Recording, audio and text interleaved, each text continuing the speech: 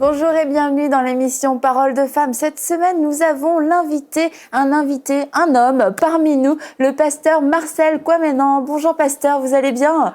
Bonjour, en tout cas, ça me réjouit, Annabelle, qu'on soit ensemble ici et d'être invité à votre émission Parole des Femmes. C'est un privilège. Ouais, moi, c'est une grâce aussi d'être avec vous. Hein. Qu'est-ce qu'on peut faire sans les femmes? Mais on va en parler aujourd'hui, justement, toute cette semaine. Que pouvons-nous faire sans les femmes? Oui, pas grand-chose. Donc, on va plutôt parler de tout ce qu'on peut faire avec les femmes. À quoi servent les femmes? Est-ce que Dieu peut encore utiliser des femmes aujourd'hui? Qu'est-ce que Dieu veut faire? Quelle est notre place dans l'Église, dans la société? Parce que le rôle de la femme a été redéfini. Mais il faut savoir que Dieu avait un plan lorsqu'il a créé la femme. Et puis, on va voir différentes femmes avec vous, pasteur, c'est ça, qui ont marqué l'histoire de la femme, qui ont marqué aussi la Bible. Et on va commencer cette semaine avec Esther. Ouais, exactement. Alors, Esther, déjà, j'aimerais redéfinir quelque chose quand même qui me tient énormément à cœur. Étant une émission de femmes, la femme est faite à l'image de l'homme à la base. Et ça, c'est quand même un point qu'on a tendance souvent un peu à survoler, en fait, mais qui définit que l'homme ne peut rien faire sans la femme. C'est-à-dire que l'homme est au complet, l'homme est efficace dans sa mission lorsqu'il est accompagné, lorsqu'il travaille avec la femme, lorsqu'il est en équipe. Et c'est pour ça que le mariage, c'est important. C'est pour ça que la famille, c'est important, parce que la femme joue un rôle en tant que socle, en tant que racine et base de la famille. Et en plus de ça, je constate aussi que depuis des années, des siècles, voire des millénaires, la femme a été mise en arrière-plan. Mais l'origine de ça, j'ai compris bibliquement que c'est un peu une forme de rancune masquée dans l'histoire. Ça veut dire que depuis que, dans le jardin d'Éden, la femme a été séduite par Satan, qui lui a fait proposer le fruit de l'arbre interdit, de la connaissance qu'on dit, à Adam.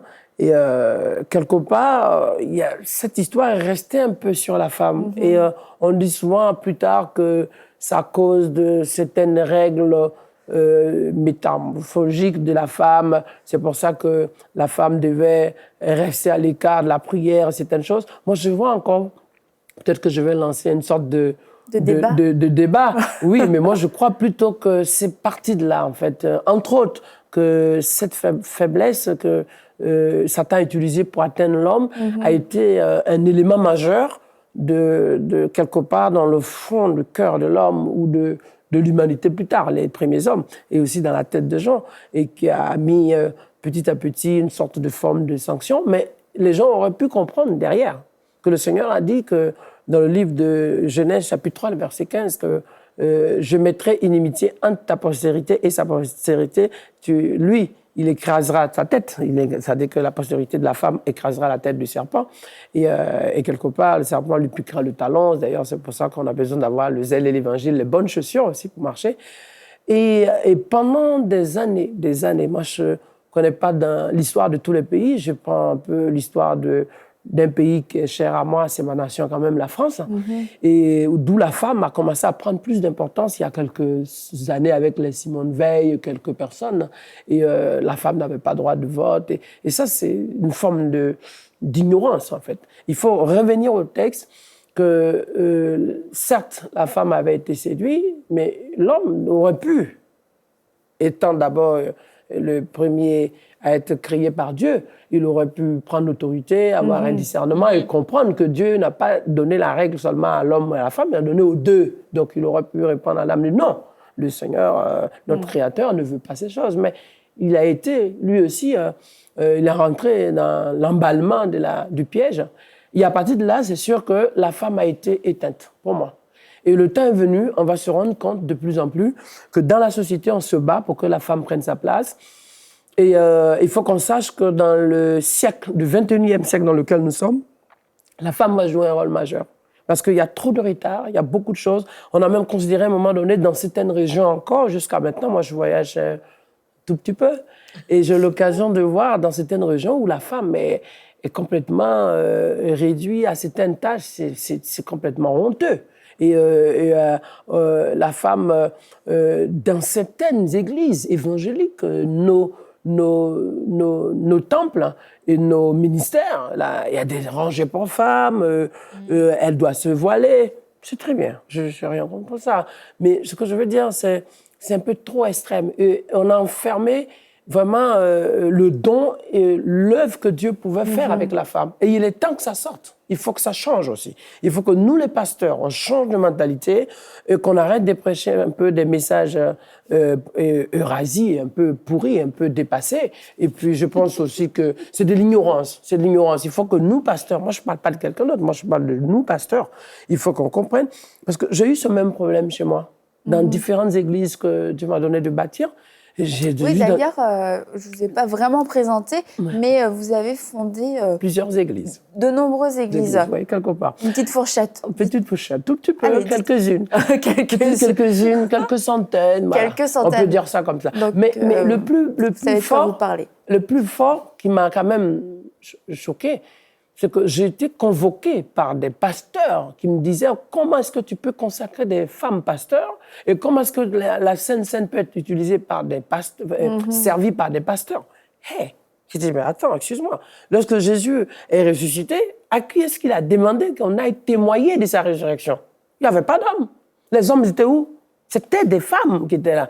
Les femmes veillaient, les femmes étaient en position, les femmes étaient en prière, les femmes étaient à l'endroit, les femmes se sont réveillées pendant que les hommes étaient en train de fuir, de carrément se cacher. C'est vrai qu'à l'époque aussi, il y avait des règles un peu plus strictes des soldats contre les hommes, mais ça ne justifiait pas que lorsque il était question de témoigner de la résurrection du Seigneur, que ce soit les femmes que Dieu a utilisées, à partir du moment où Jésus dit, dans sa parole, dans sa révélation, et que la gloire de Dieu s'est révélée à la femme pour que la femme puisse témoigner la résurrection de Christ. Excuse-moi, il n'y a pas plus belle nouvelle que de dire que celui qui était mort est ressuscité, en l'occurrence notre Seigneur et Sauveur, et par qui nous sommes aujourd'hui sauvés, et nul ne peut aller au ciel si ce n'est Jésus de Nazareth. Donc, moi, j'ai dit, à partir de 2000 ans, passé jusqu'à maintenant, à partir de Jésus de Nazareth, la femme est l'instrument que Dieu veut utiliser pour évangéliser. Et aujourd'hui, on a le modèle d'Esther, et qui date encore des années antérieures encore à Jésus-Christ.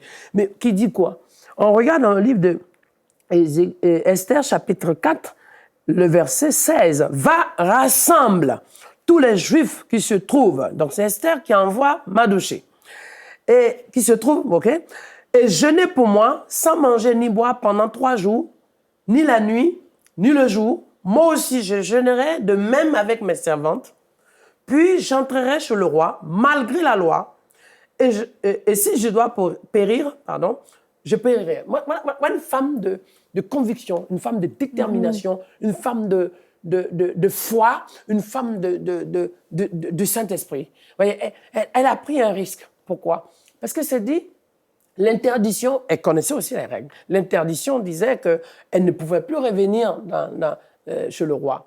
Et elle a abandonné, elle a lâché la valeur, le titre, les reconnaissances, les moyens, le poste, les avantages de la royauté pour se donner à fond à Dieu. Elle a quitté cet endroit pour se battre pour que son peuple soit libéré. C'est un exemple complètement extraordinaire sur la mission, sur l'évangélisation, sur le salut des âmes. Parce qu'elle a compris que rien dans cette vie ne peut se comparer ou rien ne peut être carrément mis à la même mesure que voir son peuple être sauvé, libérée des enfants de Dieu qui sont complètement sous le joug de la destruction. Elle ne se sentait pas d'être dans la gloire et dans toute la royauté et voir ses frères et sœurs souffrir. Voilà, c'est ça. Et ce modèle de servant de Dieu, de la femme, on en voit aujourd'hui des femmes qui se lèvent et qui foncent pour le Seigneur, qui distribuent des flyers, des Bibles. Dans les chorales, c'est les femmes. À l'église, c'est les femmes. Dans les coins d'intercession, c'est les femmes. Et mieux encore, dans les groupes de prière, c'est les femmes. Eh bien oui, dans les comités actifs, associatifs, du social, c'est les femmes. Ben, je ne veux pas dire que les hommes n'en font pas. Moi, je suis un homme, j'ai une femme, il n'y a pas de problème. Mais je dis que si on en trouve autant de femmes impliquées, massivement consacrées, qui se donnent à fond pour l'œuvre de Dieu. J'ai même vu, même dans la construction aujourd'hui, dans la peinture, dans la décoration, il y a même plus de femmes. Hey! Le pasteur, c'est notre ami. Non, mais c'est pas comme si je vous privilège. Mais je me rends compte... Vous faites une belle promotion, là. Oui, mais oui, écoute, gratuitement. Alors, je constate là que quand je lis ça, ça me révolte parce que c'est une femme prophétique. Ouais. Une femme prophétique qui va poser un acte. D'ailleurs, la preuve, c'est qu'on en parle aujourd'hui. Cette femme a ouvert une brèche que on peut, oui, une femme peut laisser tout ce que l'homme ou le monde peut lui proposer pour se donner à fond pour Dieu. Une femme peut laisser les finances, la gloire, l'élévation, l'honneur des hommes, se dire non, je vais faire l'œuvre de Dieu. Le modèle d'Esther, et en plus, elle se privait d'alimentation, de nourriture. Elle dit, on va jeûner. Même si je dois mourir, elle met sa vie en jeu. Si je dois mourir, que je meure. Ça me rappelle les 3 amis de Daniel. 3 amis de Daniel qui étaient en face de la fournaise, chauffés plusieurs fois, et à qui on avait proposé de ne pas continuer à prier, de ne pas continuer à témoigner de Dieu pour garder leur vie sauve, ou de continuer à être jeté et mourir, cramé dans le feu. Ils ont dit, si on doit mourir, qu'on meurt, car le Dieu que nous avons est vivant. Voilà une femme qui a changé le cours de la vie. Pour moi, c'est un exemple pathétique de l'histoire de la femme dans la consécration au ministère. Et aujourd'hui, on voit encore ces femmes dans le couple, dans le corps pastoral, dans l'Église et dans le quotidien des différents ministères. Et elles font beaucoup de sacrifices. Elles sont à la maison, elles s'occupent des enfants, elles s'occupent de mari, elles s'occupent aussi de l'implication de leur rôle dans aussi la responsabilité de l'Église, elles font leur part. Mais moi, je dis, quand je lis ça, il faut qu'on redonne à la femme sa place. Il faut qu'on redonne à la femme sa place. Et vous, dans votre ministère, vous avez rencontré beaucoup de Esther? Alors, déjà, la plupart de nos églises, j'ai rencontré beaucoup, dans mon ministère, j'ai rencontré beaucoup de femmes. Oui, il y a des femmes modèles. Quand je vois l'histoire de Catherine Kuhlman, c'est une femme très battante. Et malgré la contradiction que beaucoup ont voulu faire porter à sa vie sur sa vie personnelle, son mariage, son couple, qui battait des ailes, qui était très dur. Et c'est une femme qui m'a beaucoup inspirée sur le modèle de la femme dans le foyer. Vous voyez? Et parce qu'en tant que pasteur, il y a des sujets qu'il faut répondre. Donc, j'ai pris le temps de lire l'histoire de cette femme-là. Mais ça, c'est un exemple. Bon, je ne l'ai pas connue, je suis plus jeune. Mais son histoire. Après, j'ai vu certaines femmes, je ne sais pas si... juste une petite partie, une dame qu'on appelle Rebecca Brown, tout petit peu son témoignage, mais juste une petite partie de sa consécration, sa vie de prière aux États-Unis. Après, j'ai vu physiquement... Il y a des pasteurs femmes dans nos églises. Oui, c'est ça, dans vos églises. Vous avez établi plusieurs femmes. Plusieurs femmes. Et je me suis concentré plutôt à prier pour que, lorsque les gens se convertissent, je prie pour que leur appel soit révélé. Et s'il y a un appel qui se révèle, que je puisse les accompagner jusqu'à l'étape de la formation. Après la formation, après l'étape du stage. Après le stage, ils rentrent dans le ministère où ils exercent le service, avoir la confirmation pour être titulaire dans le ministère. Est-ce que vous voyez que lorsqu'il y a un appel, que ce soit un homme ou une femme, est-ce que après il y a une différence dans le sens, est-ce que la femme est aussi efficace dans son appel que l'homme est efficace dans son appel? C'est sûr, il travaille différemment, mais est-ce que là vous pouvez dire, une femme dans le ministère c'est quand même moins fort qu'un homme? Alors, ça va vous surprendre, mais les seules personnes que je constate dans le ministère qui sont très, très, très motivées, fidèles, fermes et serviables dans les différentes tâches, moi, en tant que leur père spirituel et leur responsable, je constate que ce sont les femmes qui sont les plus efficaces et les plus ordonnées, et mieux encore, les plus fidèles et surtout les plus déterminées, et qui dégagent beaucoup plus d'ardeur et d'efficacité dans la tâche, avec conviction, passion, révélation, détermination, foi active, onction, feu et puissance. Alléluia. Wow, amen. C'est ce que je constate.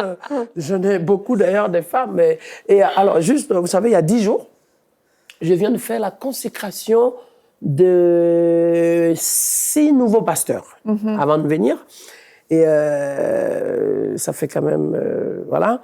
Et 6 nouveaux pasteurs. Et dans ces 6 nouveaux pasteurs, je constatais une chose. Il y avait 1, 2, 3, 4 femmes. Ouais, 4 femmes. Il y avait 4 femmes. Voilà. Oui, pour vous dire que toujours les dames.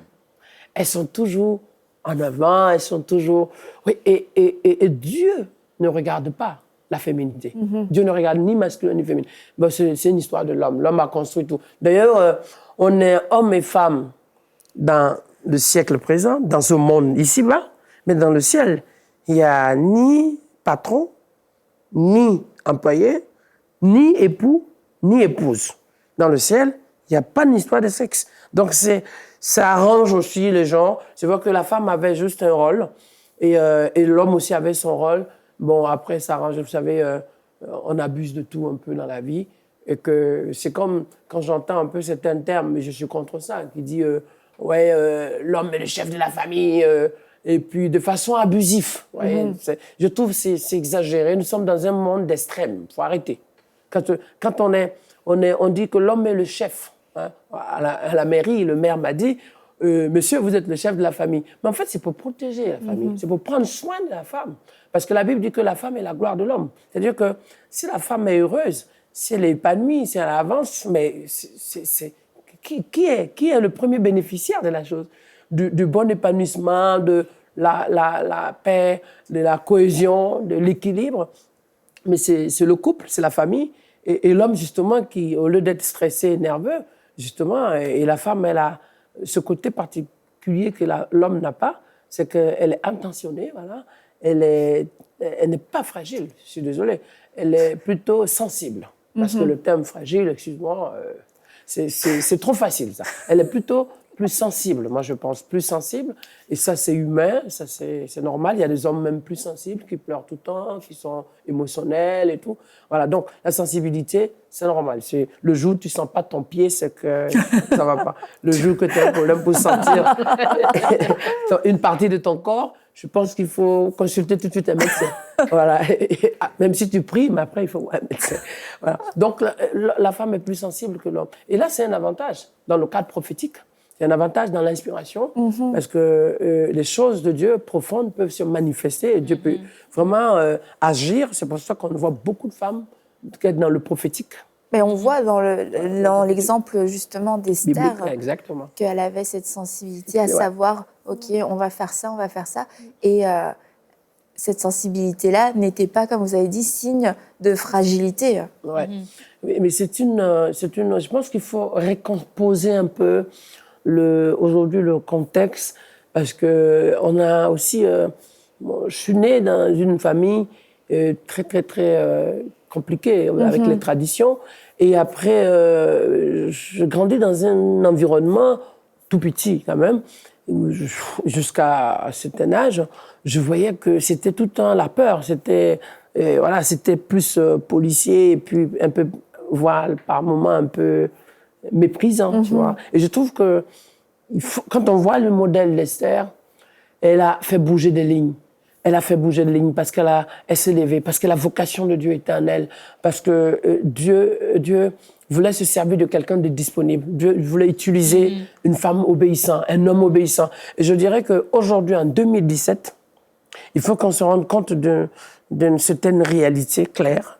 C'est que maintenant, c'est celui ou celle qui est disposé devant Dieu, qui accepte que Dieu se serve de son âme, de sa vie, de son cœur, que Dieu agisse dans sa vie, c'est cette personne qui sera utilisée par Dieu. Que ce soit un enfant, que ce soit une personne âgée, que ce soit une femme ou un homme, ce qui compte le plus, il faut avoir tous les éléments, toutes les conditions et remplir carrément le cahier des charges par rapport à la vocation. Le reste, c'est de la déco. Le reste n'a pas d'importance. Il dit, qui enverrai-je? Lorsque Ésaïe a entendu ça, c'est pas pour Ésaïe que Dieu a parlé, dans Ésaïe chapitre 6. Ésaïe a seulement perçu, entendu du moins, la voix de Dieu qui criait. Et après Ésaïe, Dieu a utilisé d'autres prophètes, Ézéchiel, Jérémie et j'en passe. Donc il dit, qui enverrai-je? Donc, le Seigneur actuellement appelle au Canada, en France, aux États-Unis, en Afrique, en Asie, aux Antilles, en Amérique du Sud. Qui enverrai-je? C'est celui ou celle qui entend la voix et qui accepte et qui laisse tomber ses raisonnements. Mais c'est cette personne-là que Dieu utilisera. Donc, ce que Dieu a fait avec Esther, il a besoin. Les Esther d'aujourd'hui sont là. Il y a des Esther aujourd'hui. Il y a des Esther au Québec, il y a des Esther en France, il y a des Esther en Suisse, en Belgique, il y a des Esther aux Antilles, il y a des Esther en Afrique. Dieu a besoin, c'est peut-être que tu t'appelles pas Esther, mais l'Esprit de Dieu qui s'est servi de cette femme de détermination et de foi vivante, le même Saint-Esprit est là aujourd'hui. Je pense que tu es d'accord, Anne, avec ça. C'est nous qu'on vote. Oui. Tu es d'accord de dire que la femme aujourd'hui a un rôle à jouer et que l'Église a besoin de la femme en fait pour fonctionner dans son plein potentiel? Ah non, mais l'Église fonctionne déjà en son plein potentiel grâce aux femmes. Je dirais pas ça. Avec les femmes, pas grâce aux femmes. Ça dépend des églises. Bon, d'accord.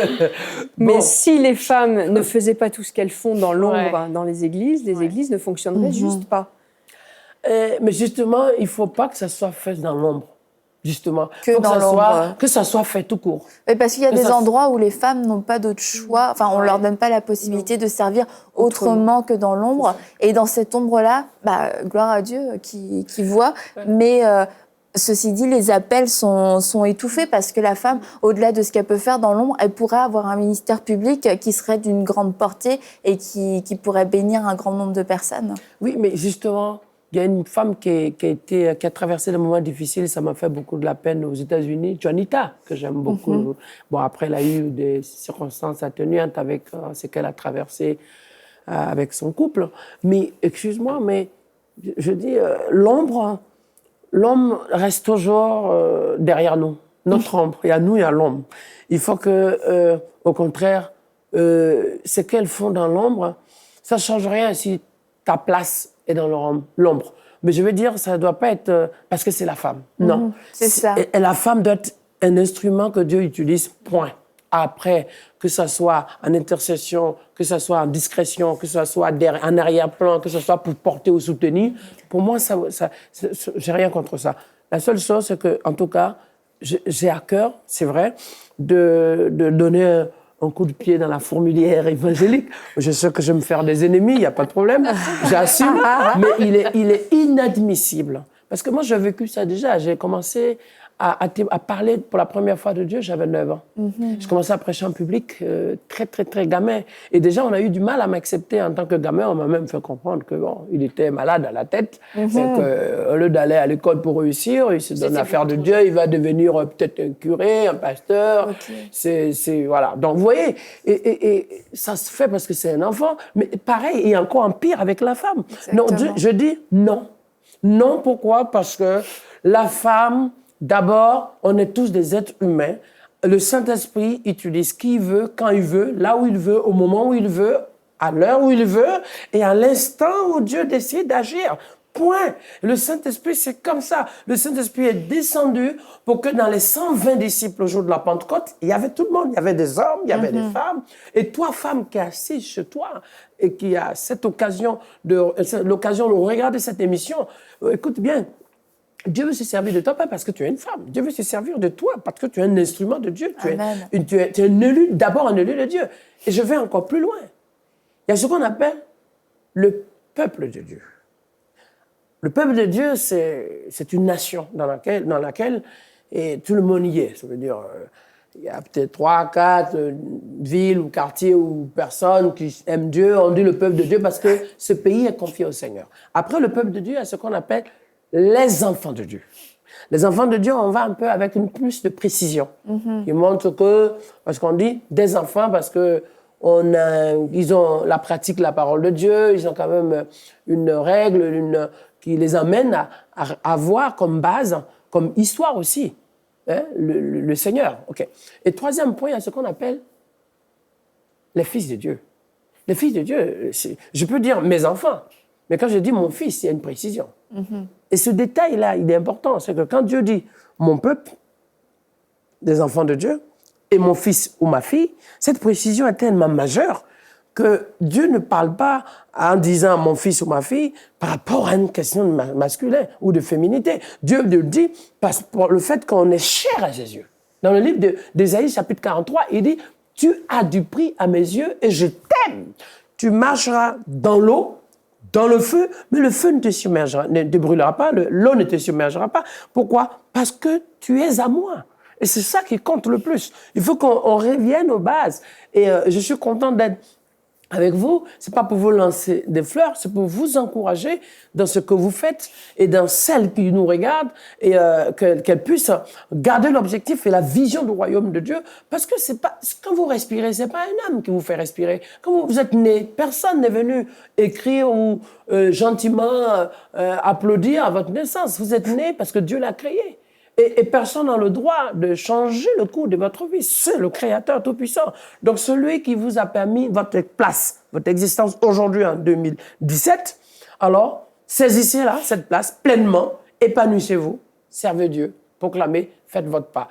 Que la part soit petite, moyenne, une tâche insignifiante, ça n'a aucune importance. L'œuvre de Dieu, ce n'est pas les grandes choses. L'œuvre de Dieu, c'est Dieu d'abord. On n'aime pas l'œuvre de Dieu plus que Dieu. On aime Dieu d'abord. Et après, on aime son œuvre. Et associé aux deux, on sert Dieu parce qu'on est consacré à lui. Et ça, c'est cette profondeur-là en tant qu'enfant de Dieu qu'on doit baser, garder. Et la femme, Dieu a fait encore quelque chose d'exceptionnel. C'est que la femme elle porte 9 mois. C'est une grande signification en 9 mois. 9 mois qu'elle porte, pour pouvoir mettre au monde un enfant, c'est une grande responsabilité. Donc, si elle peut porter un enfant, elle porte à son sein l'œuvre de Dieu. Elle porte à son sein le réveil à venir. Amen. Le réveil a été mis en gestation et maintenant, le 9 mois d'accouchement de ce réveil a sonné. Et il faut que ça sorte. Il faut que ça s'explose. Amen. Ça va peut-être sortir dans la deuxième émission. Merci, pasteur, pour cette première émission. Je pense que vous toutes, vous avez été encouragées, boostées. Alors, on vous encourage à continuer de suivre toute cette semaine avec nous. On va parler encore de d'autres modèles de femmes, de ce que la femme peut faire, ce qu'elle est appelée à faire en tant que fille de Dieu et comment prendre votre place. On se dit à demain pour une prochaine émission de Paroles de Femmes. Retrouvez toutes les émissions de Paroles de Femmes en intégralité sur www.emcitv.com. Cette émission est rendue possible grâce au précieux soutien des partenaires d'Enseigne-moi Canal International. Retrouvez tous nos programmes sur emcitv.com.